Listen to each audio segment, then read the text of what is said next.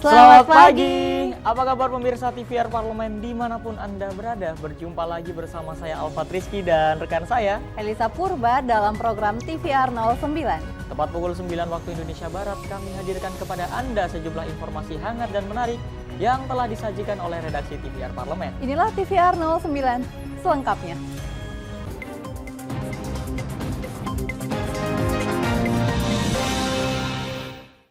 Pemirsa, Komisi 11 DPR RI mendorong penyelenggaraan kegiatan berskala internasional agar mampu menstimulus perekonomian dalam negeri.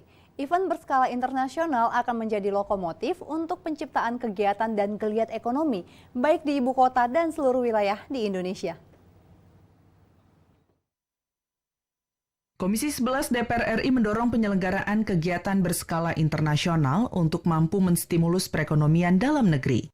Anggota Komisi 11 DPR RI Ahmad Najib Kodratullah mengapresiasi banyaknya kegiatan berskala internasional yang digelar sepanjang tahun ini. Adanya pertemuan parlemen sedunia atau Interparliamentary Union ke-144 di Bali, ajang turnamen MotoGP 2022 di Mandalika, Nusa Tenggara Barat, serta konferensi tingkat tinggi negara anggota G20 di Bali yang akan digelar pada Oktober mendatang.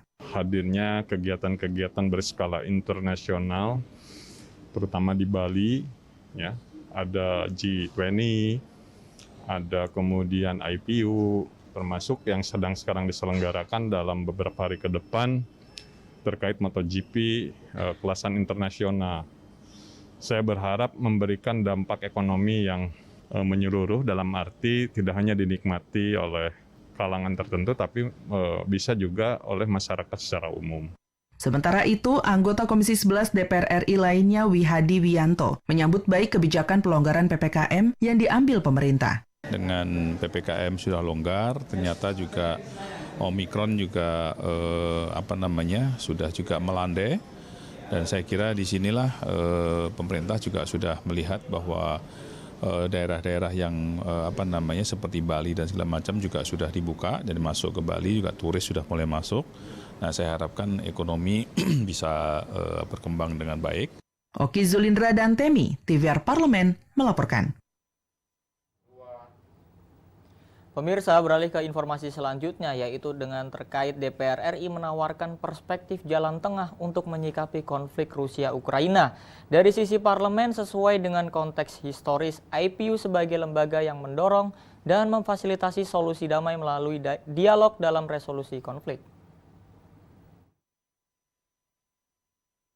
Dalam forum ASEAN Plus 3 Sidang Parlemen Sedunia di Nusa Dua, Bali, Parlemen Indonesia sempat mengusulkan solusi penanganan konflik antara Rusia-Ukraina melalui diplomasi dan dialog untuk mencapai kesepakatan damai. Wakil Ketua DPR RI Lodwig Paulus mengungkapkan konflik Rusia-Ukraina berpengaruh besar kepada dunia termasuk Indonesia.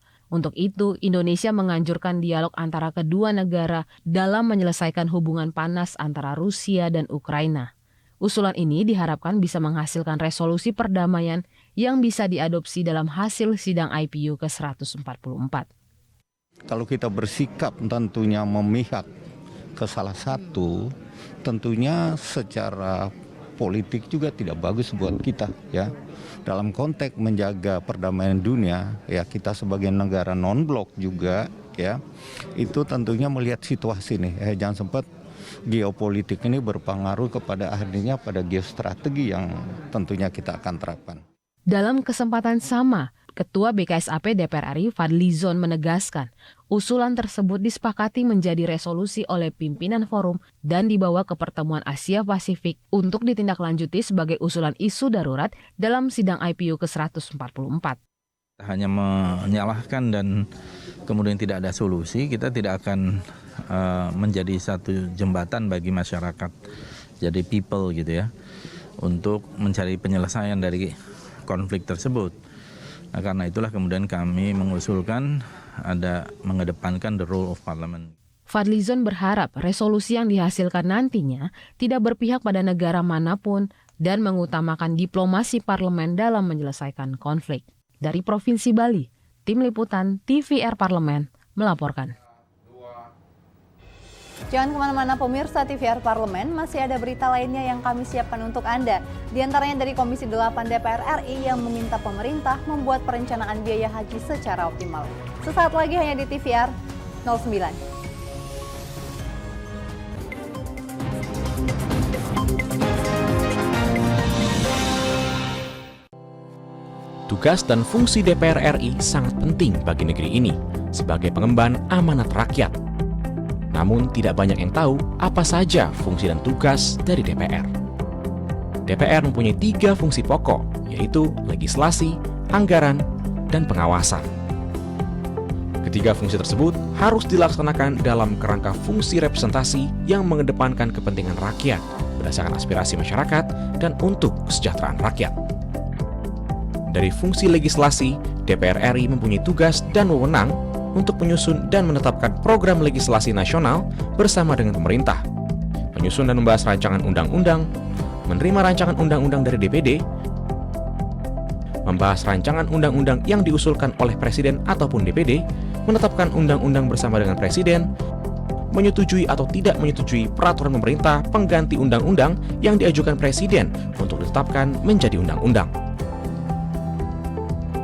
Sementara, fungsi anggaran membahas dan memberikan persetujuan atau tidak memberikan persetujuan terhadap rancangan undang-undang tentang APBN yang diajukan Presiden, memperhatikan pertimbangan DPD atas rancangan undang-undang tentang APBN dan rancangan undang-undang terkait pajak, pendidikan, dan agama, menindaklanjuti hasil pemeriksaan atas pengelolaan dan tanggung jawab keuangan negara yang disampaikan oleh BPK, memberikan persetujuan terhadap pemindahan aset negara maupun terhadap perjanjian yang berdampak luas bagi kehidupan rakyat yang terkait dengan beban keuangan negara. Dan fungsi pengawasan, melakukan pengawasan terhadap pelaksanaan undang-undang, APBN, dan kebijakan pemerintah, membahas dan menindaklanjuti hasil pengawasan yang disampaikan oleh DPD terkait pelaksanaan undang-undang mengenai otonomi daerah, pembentukan, pemekaran, dan penggabungan daerah, pengelolaan sumber daya alam dan sumber daya ekonomi lainnya, pelaksanaan APBN, pajak, pendidikan, dan agama. Terima kasih.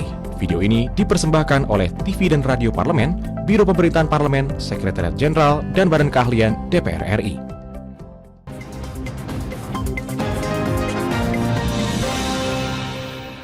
TVR 09. Pemirsa, Komisi 8 DPR RI mendorong pemerintah untuk menghitung ulang rincian biaya perjalanan ibadah haji tahun 2022 yang diusulkan Kementerian Agama sebesar 42 juta rupiah.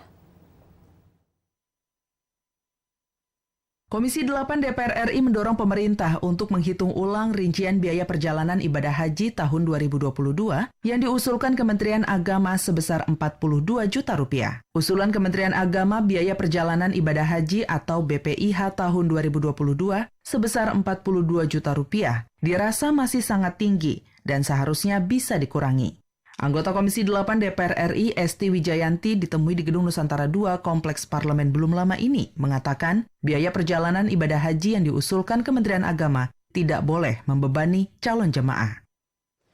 Tetapi sebagai anggota Komisi 8 tentu kita menginginkan beban yang harus ditanggung masyarakat untuk naik haji itu sebisa mungkin kita buat minimal tetapi optimal, tapi optimal itu maksudnya minimal biayanya, tetapi pelayanannya mendapatkan pelayanan yang terbaik. Selain itu, anggota Komisi 8 DPR RI, Iko Mangkoheri mengatakan, usulan Kementerian Agama sudah terjadi pengurangan dari usulan sebelumnya sebesar 45 juta rupiah. Saya kira ini memang kalau dari hitung-hitungan pesawat, juga hotel ya, ini juga sudah ada pengurangan. Pertama kan hampir 45 juta ya. Yang harus dibayarkan oleh calon hajinya, dan itu pun sudah memang ada disubsidi dari nilai manfaat. Aslinya itu naik haji itu kan 89 juta ya, jadi 89 juta. Tim Liputan TVR Parlemen melaporkan. Pemirsa, Komisi 5 DPR RI meninjau jembatan timbang di unit pelayanan penimbangan kendaraan bermotor Balonggandu di Karawang, Jawa Barat. Kunjungan ini merupakan bagian dari evaluasi kebijakan pelarangan angkutan overdimension overload atau odol yang sempat menyulut aksi demo supir truk pada Februari lalu. Komisi 5 DPR RI meninjau jembatan timbang di unit pelayanan penimbangan kendaraan bermotor Balonggandu, Karawang, Jawa Barat baru-baru ini. Kunjungan ini bagian dari evaluasi kebijakan pelarangan angkutan overdimensi overloading atau odol. Melalui jembatan timbang di Karawang ini, pemerintah menjalankan fungsi pengawasan dan pengendalian terhadap truk barang ataupun angkutan lain yang melebihi batas ketentuan. Pasalnya, truk dengan muatan berlebih dapat menyebabkan jalan rusak serta kecelakaan. Anggota Komisi 5 DPR RI Sudewo menilai Kementerian Perhubungan perlu lebih efektif dalam memberikan sanksi terhadap truk overdimension overloading atau odol. Ya, tidak ada toleransi terhadap siapapun, tidak ada pandang bulu. Semua lalu lintas yang lewat itu juga harus dicek muatannya. Tetapi kalau masih kondisi semacam ini, di mana toleransi sampai 40% itu belum dicabut, itu bagaimanapun juga jembatan timbang tidak akan punya manfaat yang efektif. Dalam agenda rapat bersama Komisi 5 DPR RI, Kepala Balai Pengelola Transportasi Darat Provinsi Jawa Barat, Denny Adlan, menyebut pihaknya berkomitmen tidak tebang pilih dalam menindak pelanggar. Tapi kami percaya mungkin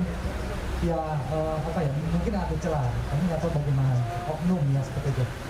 Dan bila memang itu tertangkap, Pak, itu kami akan laporkan dan tindak tegas.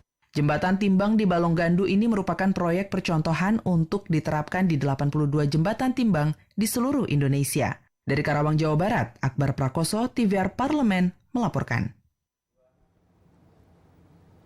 Pelaksanaan Fit and Proper Test menjadi ajang bagi calon anggota Badan Pemeriksa Keuangan atau BPK Republik Indonesia untuk menyampaikan visi dan misinya dalam rangka perbaikan dan peningkatan kinerja BPK.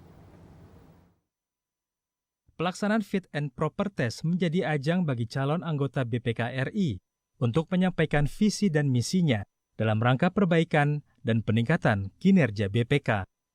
Anggota Komisi 11 DPR RI Andreas Edi Susetyo mengatakan anggota BPK terpilih nantinya diharapkan memiliki integritas, kapabilitas, dan kompetensi dalam menjalankan tugasnya.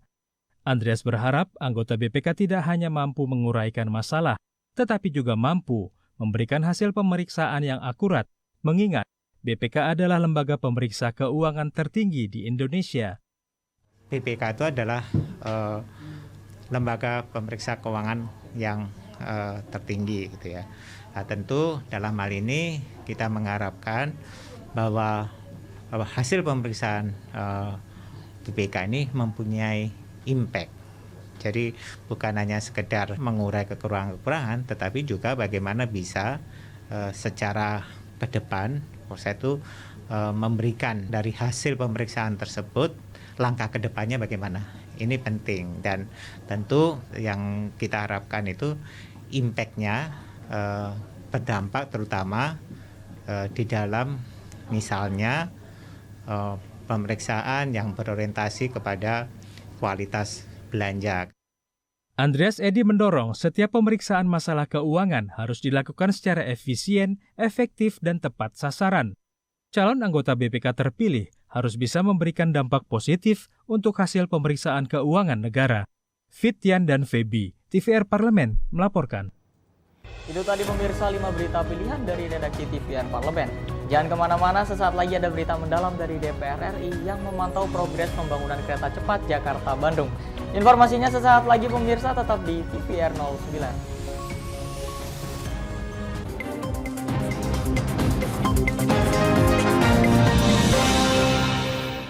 Indonesia akan menjadi tuan rumah Interparliamentary Union atau IPU General Assembly ke-144 tahun 2022 yang akan diselenggarakan di Nusa Dua Bali tanggal 20 hingga 24 Maret 2022.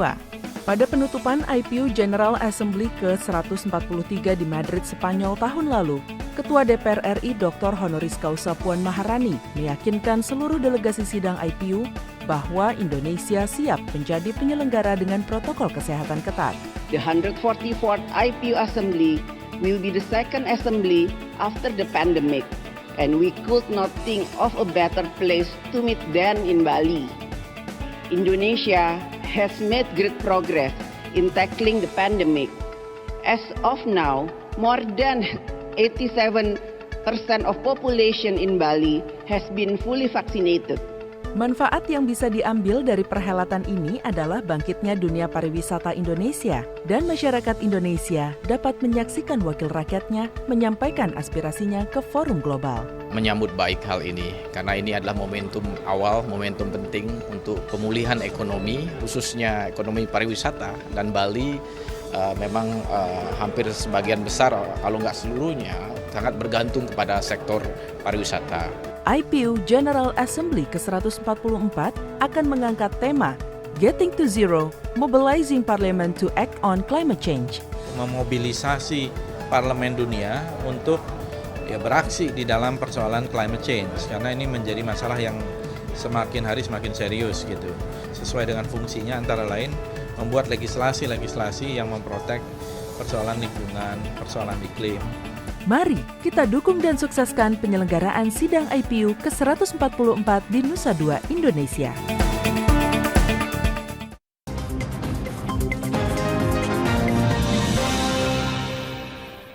Kembali di TVN 09. Pemirsa, proyek kereta cepat Jakarta-Bandung atau KCJB telah mendapat kucuran PMN tahun 2021 sebesar 4,3 triliun rupiah untuk kebutuhan best quality.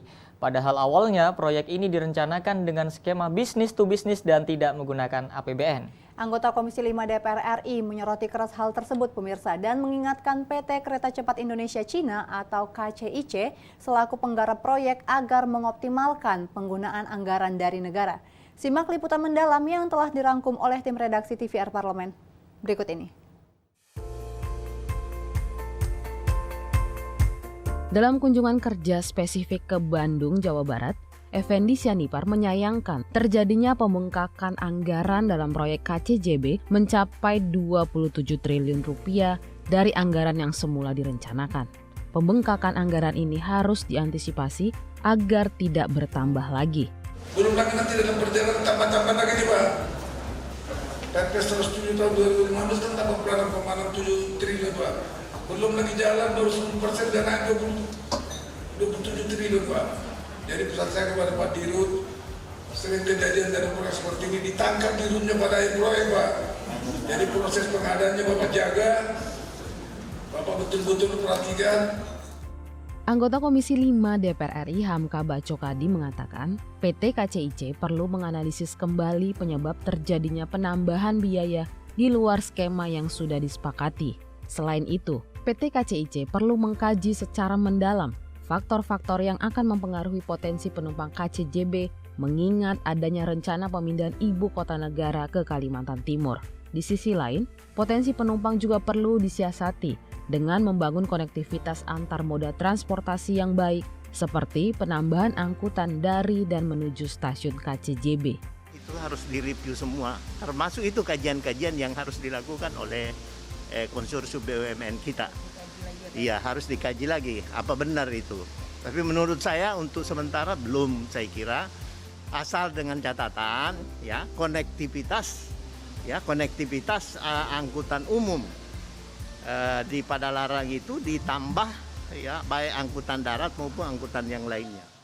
Terkait potensi penurunan penumpang KCJB akibat perpindahan IKN telah diteliti oleh Pusat Pengujian Pengukuran Pelatihan Observasi dan Layanan Rekayasa atau Polar Universitas Indonesia yang memperkirakan hilang sekitar 50% menjadi 31.215 orang dari semula 61.157 orang penumpang perharinya. Hal ini dinilai akan semakin memperpanjang waktu mencapai break-even point yang akan memakan waktu hingga 50 tahun. Anggota Komisi 5 DPR RI Muhammad Aras meminta Kementerian Perhubungan bersama PT KCIC segera menyusun antisipasi sedini mungkin, meski nantinya pusat perekonomian tetap berada di Jakarta. Selain itu, dampak lingkungan dan dampak ekonomi proyek KCJB terhadap masyarakat harus menjadi perhatian pemerintah dan PT KCIC sehingga proyek tersebut tidak memberikan dampak negatif pada masyarakat. Karena kita melihat bahwa arus orang dari Bandung ke Jakarta pasca pemindahan IKN ini kan mungkin tidak sepadat seperti hari ini, mungkin ya. Tapi kita berharap bahwa geliat ekonomi Bandung dan Jakarta ini kan tidak mengganggu perpindahan IKN, tetapi yang pasti harus diantisipasi, baik kita maupun stakeholder yang lain betul-betul bisa mengamati dan memberikan solusi seperti apa sehingga ini juga tidak menjadi proyek mangkrak. Menanggapi poin-poin yang disampaikan Komisi 5 DPR RI dalam pertemuan ini, Direktur Utama PT KCIC Dwi Yana Riyadi menjelaskan, pemberian dana dari APBN melalui skema PMN tahun 2021 untuk proyek KCJB disebabkan beberapa hal, yaitu relokasi fasilitas-fasilitas umum dan penambahan stasiun LRT sebagai feeder. Hal tersebut sudah dikaji konsultan PT KCIC dan dalam tahap peninjauan BPKP. Wajar adanya mulai dari pengadaan lahan, proses relokasi pasopasum, eskalasi harga, kemudian adanya kondisi unforeseen, termasuk yang semula di Halim tidak ada stasiun menjadi ada stasiun LRT, itu kan juga memberikan tambahan biaya, karena dalam perencanaannya semula tidak ada. Anggota Komisi 5 DPR RI pun meminta proyek KCJB selesai sesuai target waktu, termasuk tahap uji coba yang dijadwalkan pada akhir tahun ini. Sementara itu, jadwal komersial akan dimulai pada April 2023. Adapun kebutuhan investasi proyek KCJB membengkak sekitar 114,24 triliun rupiah dari biaya awal 86,5 triliun rupiah. Hingga sekarang, progres proyek telah mencapai 80,31%. Untuk kedatangan kereta atau Electric Multiple Unit atau EMU dijadwalkan pada Mei hingga Oktober 2022. KCJB sendiri akan beroperasi sepanjang 142 km yang terintegrasi dengan 4 stasiun dan 1 depo, terdiri dari stasiun Halim Perdana Kusuma Jakarta hingga Tegaluar Bandung, Jawa Barat. Tim Liputan TVR Parlemen melaporkan. Pemirsa, sidang Interparliamentary Union atau IPU dan sidang Association and Secretaries General of Parliament atau ASGP menjadi momen pertemuan internasional pertama yang diadakan di Bali sepanjang pandemi. ASGP juga merupakan asosiasi seluruh Sekretaris Jenderal Parlemen dari negara-negara anggota IPU di seluruh dunia. Apa saja yang dipaparkan oleh Sekretaris Jenderal DPR RI Indra Iskandar dalam sidang ASGP? Untuk itu jangan kemana-mana, pastikan Anda tetap bersama kami di TVR 09.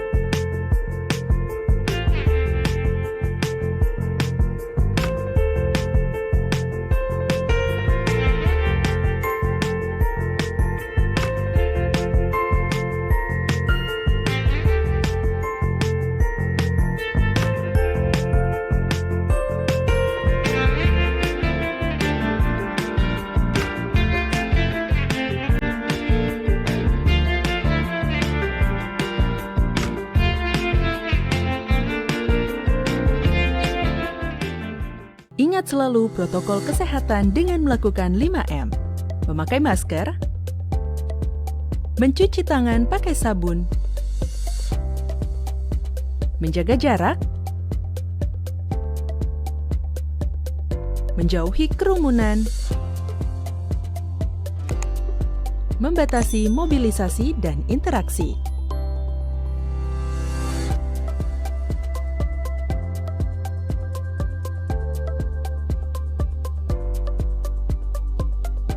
Dipersembahkan oleh Biro Pemberitaan Parlemen, Sekretariat Jenderal DPR RI.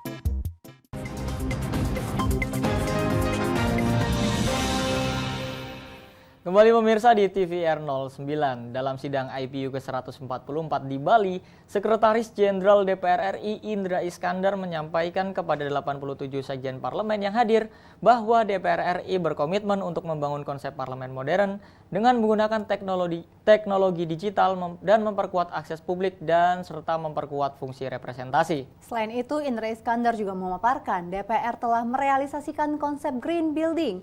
Hal tersebut bertujuan untuk mewujudkan world class birokrasi. Untuk lebih lengkapnya, berikut laporan dari rekan kami Alda Gustari dari Westin Nusa Dua Bali. Silakan rekan Alda.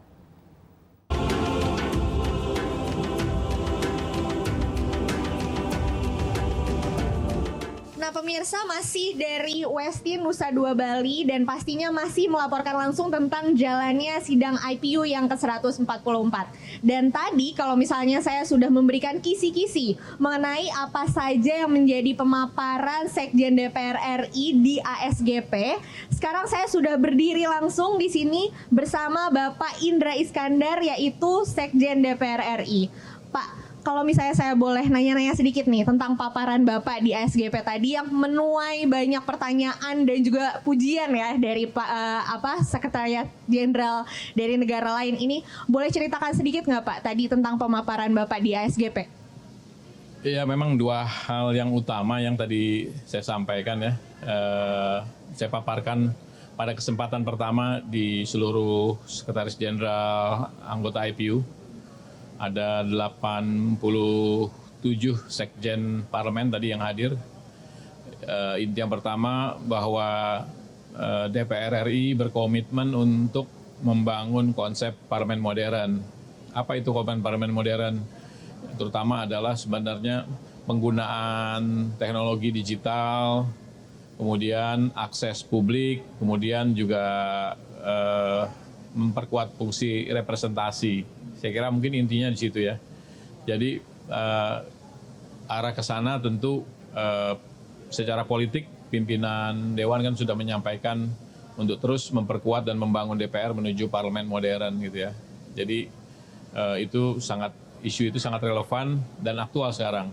Yang kedua soal DPR sekarang ini yang sebagian besar, bukan sebagian besar ya, sekitar hampir sepertiga energi listrik di kawasan DPR itu disupport oleh energi matahari. Saya kira ini juga sebagai isu yang paling relevan. Banyak sekali tadi respon dari berbagai parlemen ingin meniru jejak DPR untuk mewujudkan penggunaan green building sebagai energi alternatif masa depan yang terbarukan gitu ya. Jadi dua hal itu yang tadi dari sekjen-sekjen parlemen begitu semangat untuk mengikuti jejak DPR RI. Gitu. Berarti kalau misalnya saya bisa simpulkan Pak, ini berkaitan juga dong dengan tema IPU pada tahun ini? Ya, tema IPU tahun ini kan pada dasarnya isu lingkungan ya, berkaitan dengan climate change.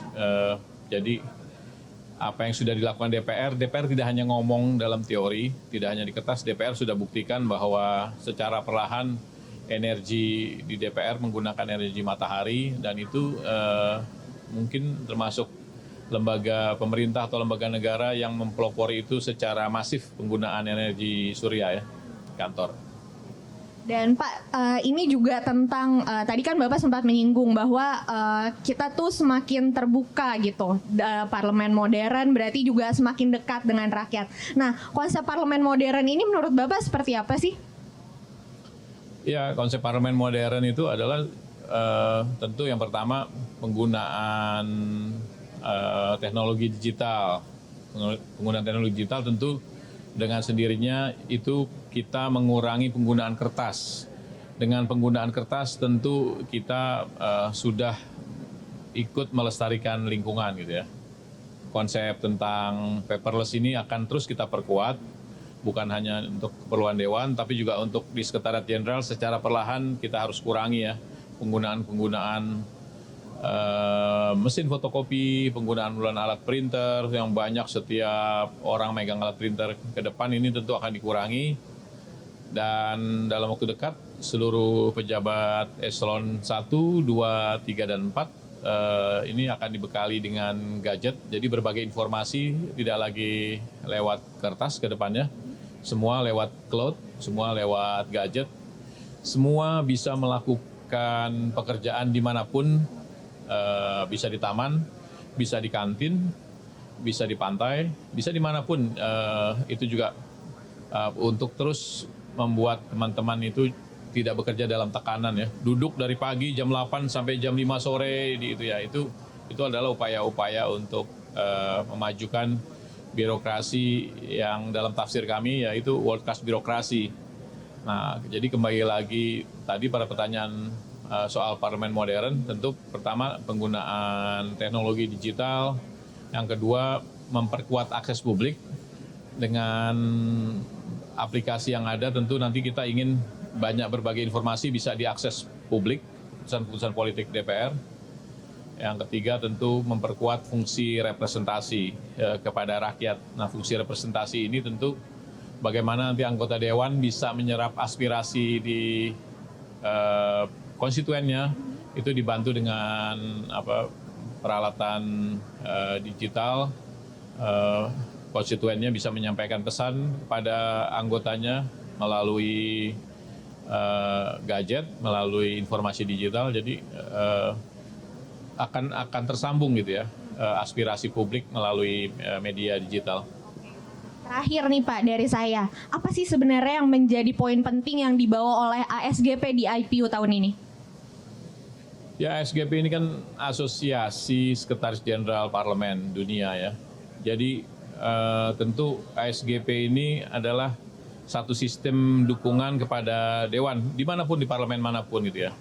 Nah, tentu ASGP ini setiap kali ada pertemuan IPU, maka ada pertemuan setengah kamar ASGP yang membahas tentang bagaimana dukungan-dukungan yang diberikan kepada Dewan dengan di era modern ini. Jadi kita semua, intinya kita semua bertukar pikiran gitu ya, dengan semua parlemen-parlemen melakukan apa gitu ya. Setiap terobosan, setiap inovasi, setiap langkah-langkah baru yang itu bisa di-share, itu dibahas di ASGP. Jadi ASGP prinsipnya adalah bagaimana memberi dukungan kepada parlemen masing-masing untuk mempercepat proses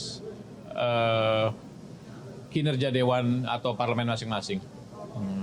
Ya, pemirsa, ternyata tidak cuma parlemen member atau anggota Dewan saja nih yang bertukar pikiran, tetapi juga Sekretariat Jenderalnya juga. Dan itu tadi bincang-bincang saya bersama Pak Indra Iskandar, Sekjen DPR RI. Dan kembali ke rekan-rekan di Jakarta, untuk itu tetap saksikan TVR Parlemen.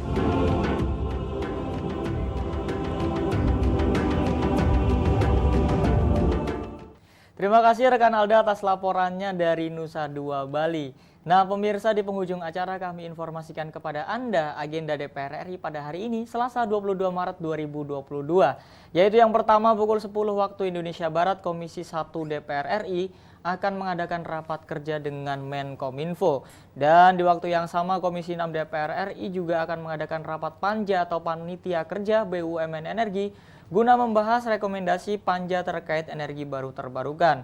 Dan juga ada dari Komisi 4 DPR RI yang akan menggelar rapat kerja dengan Menteri Pertanian dengan agenda pembahasan ketersediaan stok pangan menjelang bulan Ramadan. Lalu di siang harinya pada pukul 13 waktu Indonesia Barat, Koordinatoriat Wartawan Parlemen akan menggelar diskusi forum legislasi dengan mengangkat tema DPR segera ketuk palu RUU TPKS. Juga Komisi 11 DPR RI yang akan mengadakan rapat kerja dengan Bank Indonesia, serta sejumlah agenda DPR RI lainnya yang dapat disaksikan di layar televisi Anda. Pemirsa TVR Parlemen, demikian TVR 09 edisi kali ini. Jangan lupa kembali kami ingatkan, pandemi masih belum berakhir. Untuk itu terus taati protokol kesehatan dimanapun Anda berada. Segenap kru TVR Parlemen yang bertugas mengucapkan terima kasih. Saya Elisa Purba dan rekan saya Alfat Rizky, sampai bertemu kembali di TVR 09 esok hari. Sampai jumpa.